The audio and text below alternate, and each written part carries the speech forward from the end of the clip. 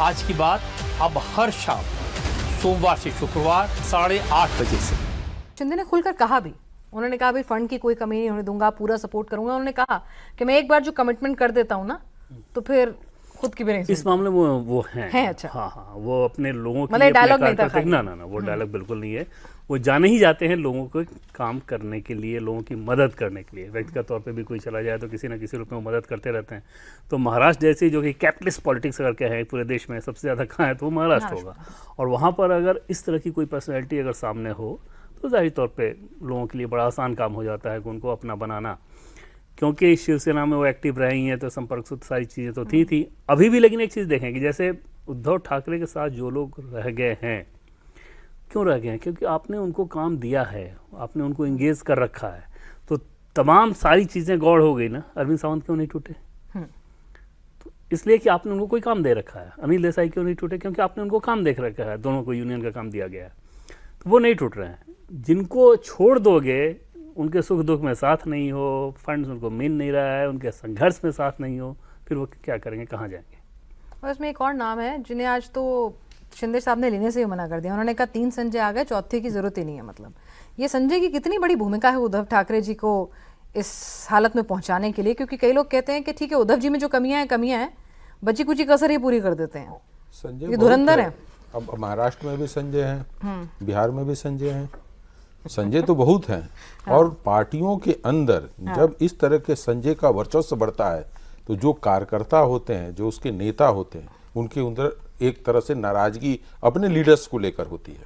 होता क्या है कि ये जो लोग भी होते हैं जमीनी नेता नहीं होते, ये सिर्फ कान फूकने वाले का माने सीधे बोलिए वो होते हैं कि भाई देवेंद्र जी ने तो आज अच्छा नहीं किया है, तो आलोक जी ने आज अच्छा नहीं किया, तो मनोज जी ने अच्छा नहीं किया। वो दूसरी की सूचना को गलत तरीके से उनके पास प्रेजेंट करते हैं। उस समस्या का समाधान के लोग नहीं बताते हैं कि कल की रैली खराब हुई तो अगला जब हम टारगेट बना मेरा रैली का तो उसको हम कैसे सक्सेस करें, उसमें नेताओं को किस तरह से यूटिलाइज करें, कार्यकर्ताओं के लिए हम क्या करें, ये उनकी सबसे बड़ी कमजोरी होती है।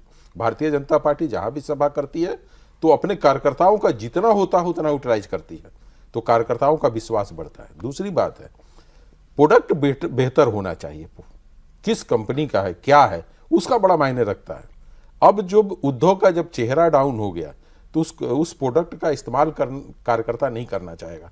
वो हमेशा चाहेगा कि हम वैसे व्यक्ति के पास जाए जिसका अपना चेहरे का वैल्यू भी हो, उसके अंदर विश्वास जनता की हो, जिसके आधार पे हम अपनी पॉलिटिक्स को जिंदा रख सके। आज के डेट में राहुल गांधी की जो स्थिति बनी है कि कार्यकर्ताओं के बीच में पकड़ न है, पब्लिक के बीच में पकड़ नहीं है। जब पब्लिक के बीच में पकड़ कमजोर हुई है तो कार्यकर्ता उससे दूर होते गए हैं। जब कार्यकर्ता दूर हो रहे हैं तो नेता दूर होते चले जा रहे हैं। तो ये एक चैन है जिस चैन को आप अब खुद डैमेज करते हैं। अब उन्होंने कोटा में कार्यक्रम में किया नीट वाले एग्जाम को लेकर, मेरे हिसाब से शहर ही चुनाव उनका गलत था। चुनाव इसलिए गलत था कि वहां पे जेई और इसका दोनों का मेडिकल की तैयारी के बच्चे जाते हैं। वो बच्चे जाकर अपनी तैयारी कहीं करके आपके आकर भाषण सुने। यही चुनाव दूसरे शहर, छोटे शहरों में जाकर करते तो लोगों का हुजूम आता, चूंकि वो उससे रिलेटेड नहीं थे लेकिन उसके समर्थन में आते। अब कल जिस तरीके से बंगलोर में हुआ कि इनके लोग सड़क पर उतर गए और बच्चियां एग्जाम देने से चूकी, तो ये किसके ऊपर दोष देंगे? सरकार कल न परसों फिर एग्जाम उनको री एग्जाम कराकर हो सकता है कि उसको मैनेज करने की कोशिश करे, लेकिन आप नैरेटिव सेट नहीं कर पाए, आपके अगेंस्ट नैरेटिव सेट हुए। तो नेता के पास जो लोग भी हैं उनके यहाँ भी एक है जिनको कहा जाता है जेएनयू के हैं, जेएनयू वाले किस तरीके से समझाते हैं और राहुल गांधी जी क्या समझते हैं।